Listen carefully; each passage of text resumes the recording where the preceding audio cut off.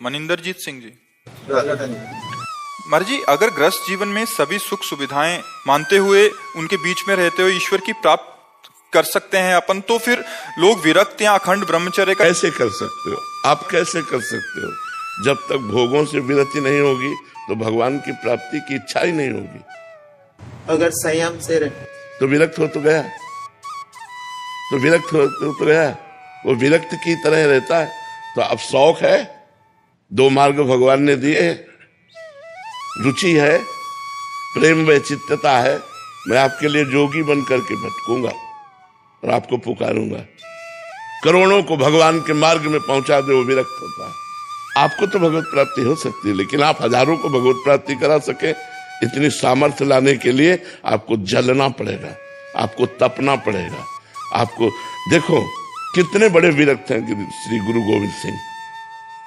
दोनों लाडले राजकुमारों को चुनाया जा रहा है, लेकिन हृदय में बिल्कुल धर्म के प्रति वही स्वरूप है। तो न बच्चों में फर्क पड़ा और न गुरु गोविंद सिंह में। यह है विरक्तता। गृहस्थ होते हुए गृहस्थ धर्म का पालन कर रहे ना, पुत्र तो है ना, लेकिन विरक्त किस कोटि के हैं? विरक्तों के शिरोमणि हैं गुरु अर्जुन देव जी। पूरे शरीर को कितना भयानक कष्ट दिया जा रहा है। देखो ये विरक्तता, पूरे शरीर को।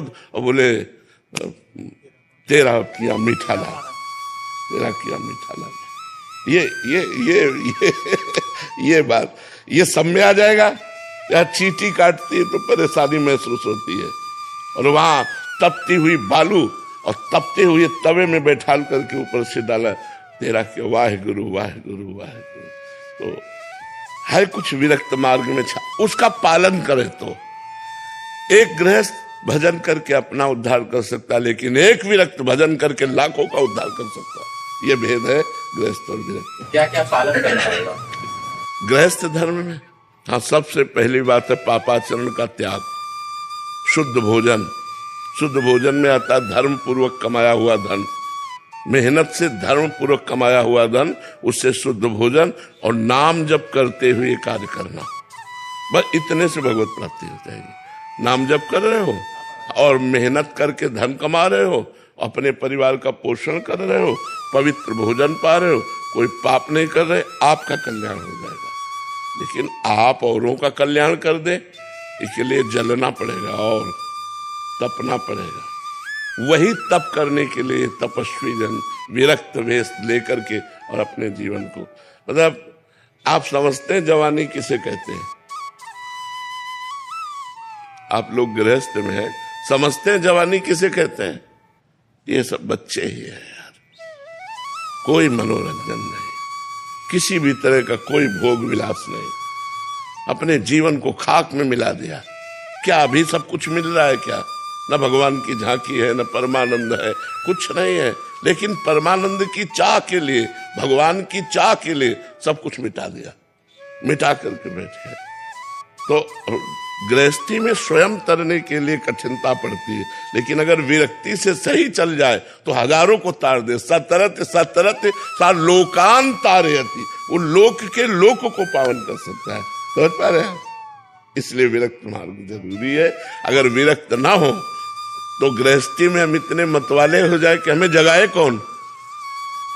आप ये भी समझते ना, अगर विरक्त जन ना हो तो गृहस्थी में हम इतने बावरे बन जाते हैं भोगों में कि हमको जगाए कौन, हमें कौन जगाए कि उठ, ये तेरा स्थान नहीं है, तेरा स्थान परमात्मा है, उठ और भजन कर, इन भोगों को ऐसे भोगते हुए चल, ऐसे त्यागते हुए चल। ये सब कौन बताएगा? अगर विरक्त गुरु ना हो तो कौन? इस उम्र में मन थोड़ा सा दुर्जित्ती में हो जाता है। वो हम अभी प्रश्न क्या कर रहे थे?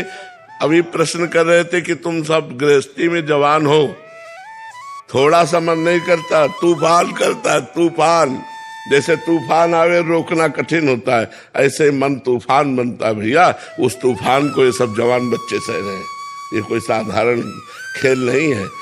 जवान बच्चे उसी तूफान को सह रहे हैं जिस तूफान में लगता है कोई मेरा हो, कोई मुझे प्यार करे, कोई मुझे अपना कहे।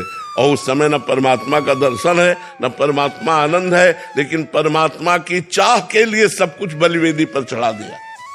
परमात्मा की चाह रूपी बलिवेदी पर अपने आप को मिटा दे अपनी हस्ती को मुर्तबा चाहे, दाना खाक में मिलकर गुले गुलजार होता है।